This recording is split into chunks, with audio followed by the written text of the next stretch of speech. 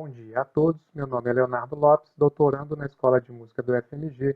Vou apresentar o trabalho intitulado Alternância Rápida entre Arco, Pizzicato no Contrabaixo, Estratégias de Performance e Descrição dos Movimentos. A alternância rápida entre as técnicas de arco e pizzicato é bastante comum durante a performance no contrabaixo.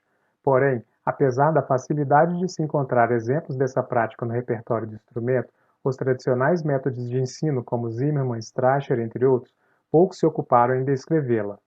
A carência de uma bibliografia escrita pelas maiores autoridades do instrumento faz com que uma visão pedagógica restrita se sobressaia sobre a escrita idiomática do contrabaixo.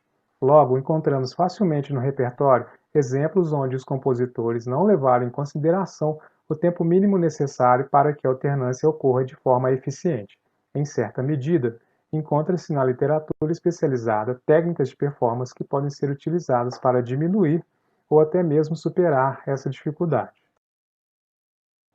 Diante do exposto, esse estudo tem o objetivo de analisar e descrever as ações musculares resultantes da performance de diferentes possibilidades de realização da alternância rápida entre arco e pizzicato, evidenciar as diferenças anatômicas existentes na organização dos movimentos entre os modelos de arco francês e alemão, além de trazer à tona possibilidades de realização pouco exploradas pela literatura do contrabaixo.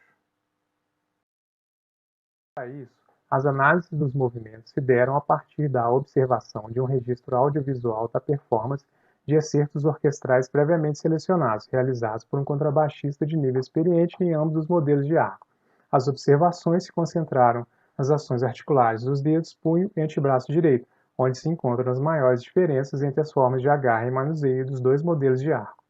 As descrições dos movimentos foram baseadas em terminologias cinesiológicas descritivas encontradas em Hall 2016. Para padronizar os pontos de observação da performance, os movimentos foram divididos em 3 etapas sequenciais de realização: posição inicial, intermediária e final. A maneira tradicional de se realizar a alternância entre arco e pizzicato consiste em desfazer a forma de agarre do arco para que os dedos indicador e médio alcancem a corda. Dessa forma, na posição inicial da troca arco-pizzicato, a forma de agarre posicionada sobre a vara no arco francês e sobre a vara no arco alemão são determinantes para que, na posição intermediária, a ponta do arco seja conduzida para cima ou para baixo, respectivamente. Na posição final, observa-se uma maior rotação da crina com o arco alemão. Esse deslocamento pode ser justificado pela necessidade de maior amplitude na pronação do antebraço para que o dedo indicador alcance a corda. A direção da arcada também pode contribuir para uma alternância rápida e eficiente, pois planejar o arco para cima na nota anterior ao pizzicato faz com que a mão direita esteja mais próxima e sendo movimentada na direção das cordas. Caso contrário, com a arcada para baixo, a mão direita estará mais distante das cordas e se afastando delas, criando assim a necessidade de um impulso muscular extra para mudar a direção do braço no sentido das cordas. No pizzicato com o dedo polegar, utilizando o arco francês, os dedos posicionados por cima da vara são flexionados para manter o arco sobre a palma da mão, deixando o polegar estendido livre para a realização do pizzicato. Já utilizando o arco alemão, a forma de agarre não se altera significativamente. O polegar é conduzido até as cordas através da pronação do antebraço. Há, portanto, maior atividade dos músculos responsáveis pelo controle dos dedos, manuseando o arco francês, e maior atividade muscular responsável pelos movimentos rotacionais do antebraço, manuseando o arco alemão.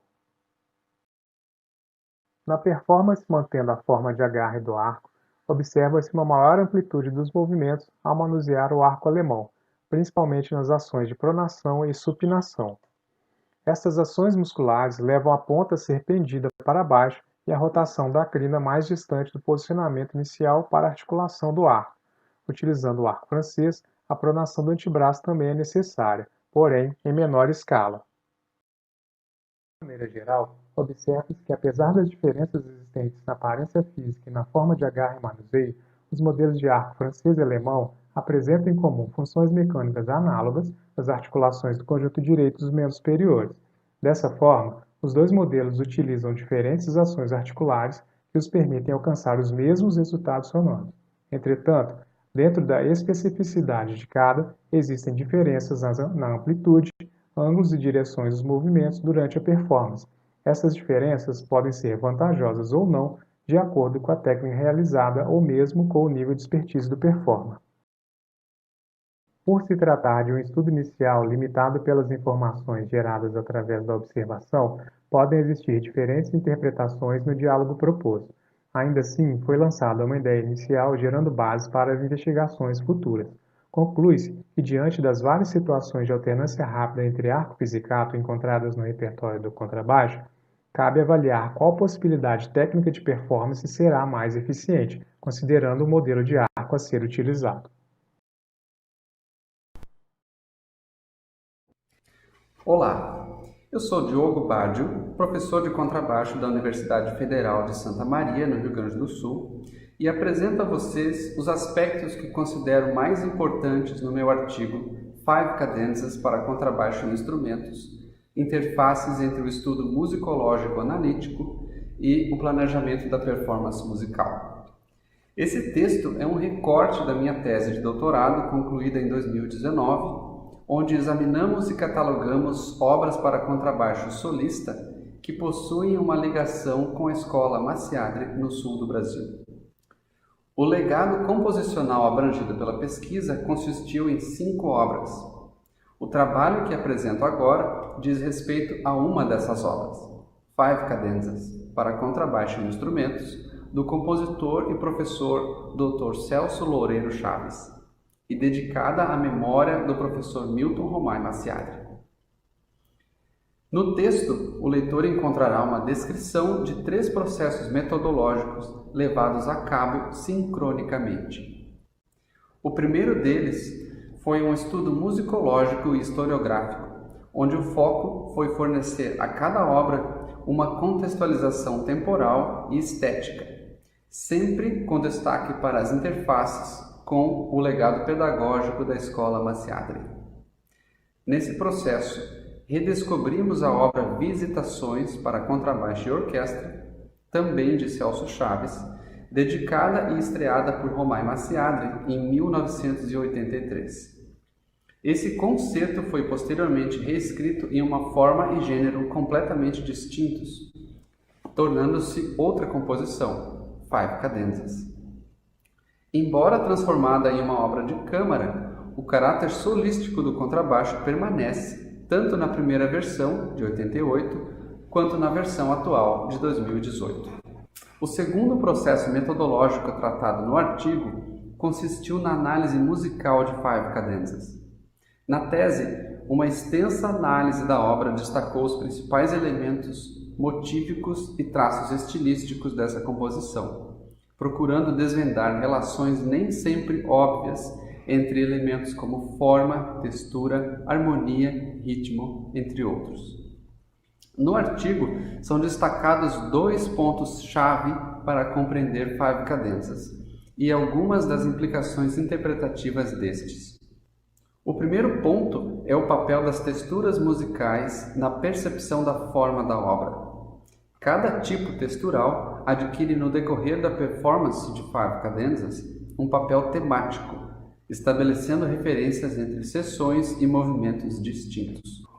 Os resultados da análise sob a ótica da teoria dos conjuntos são o segundo ponto de destaque, onde um único tricorde está relacionado à maior parte da construção melódica e harmônica da obra, num intrincado processo de combinação desse tricorde em superconjuntos de 4, 5 e 6 notas. E, finalmente, o terceiro processo metodológico. No texto, o leitor encontrará exemplos de insights interpretativos e técnicos elucidados tanto pela análise da obra como pelo processo criativo na preparação da performance.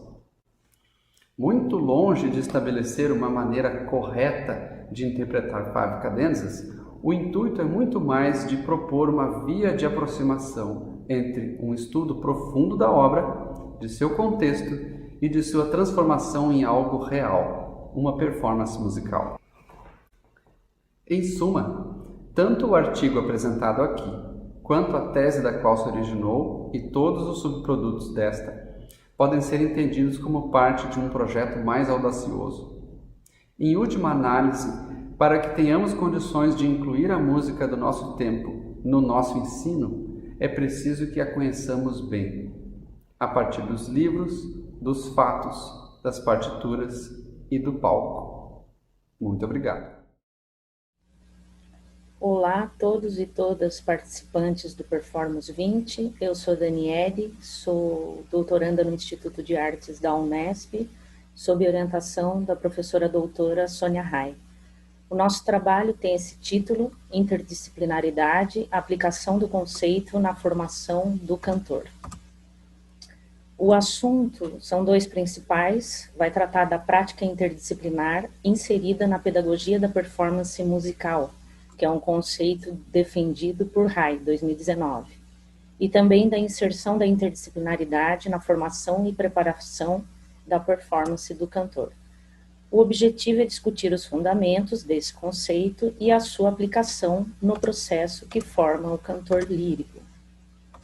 A metodologia consistiu em revisão de literatura desses três principais aspectos, que é o próprio conceito de interdisciplinaridade, segundo Ivani Fazenda, em seguida a interdisciplinaridade inserida na PPM, e também as características interdisciplinares da formação e da preparação da performance do cantor. Essas são as autoras principais que fundamentam o trabalho. O trabalho está dividido em três tópicos. O primeiro, o conceito de interdisciplinaridade, segundo Ivani Fazenda. Então, essa pedagoga foi quem criou a vertente pedagógica deste conceito. Em seguida, são apresentados alguns fundamentos deste conceito. A pesquisa, que é um aspecto fundamental, a dúvida, que questiona os paradigmas de teorias de ensino tradicionais, o combate às dicotomias, especialmente entre teoria e prática, ensino e pesquisa, o diálogo constante, que é fundamental para a efetivação dos projetos interdisciplinares, então busca-se a construção de uma dinâmica dialógica.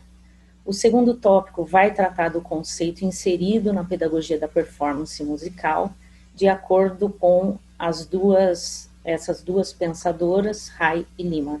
Então, Lima alerta para a importância da clareza desse conceito, de se ter clareza de seu significado, de sua abrangência, e Rai comenta sobre a relação dialética existente na pedagogia da performance musical entre os conceitos da área da educação e da música. Aqui temos duas afirmações, uma de Rai, uma de Lima. Então, para Rai, todas as ações da pedagogia da performance musical devem ter por base uma visão pedagógica, e Lima vai tratar em âmbito mais amplo, né, de políticas públicas. Então, ela afirma que as dicotomias entre os setores administrativo e pedagógico perpassam o pensamento brasileiro e impedem algumas medidas interdisciplinares. Por fim, o terceiro tópico vai entrar na performance do cantor propriamente. Então, nessa performance, nós temos a relação texto-música, e essa relação demanda conhecimentos de dicção, fonética, literatura, no primeiro momento. Para que haja comunicação de emoções e afetos, é imprescindível a construção do gesto corporal, que inclui movimentos, deslocamentos, expressões faciais. E disto depende a transmissão da subjetividade presente nas obras. Consciência corporal, noções de postura, tensão muscular, exercício físico, conhecimentos da área da nutrição e educação são imprescindíveis na formação do cantor também.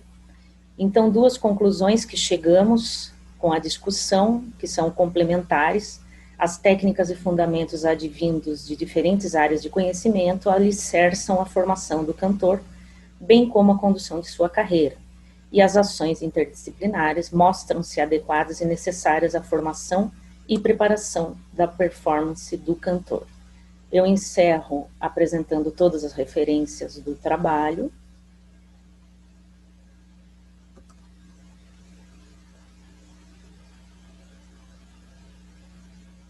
Muito obrigada.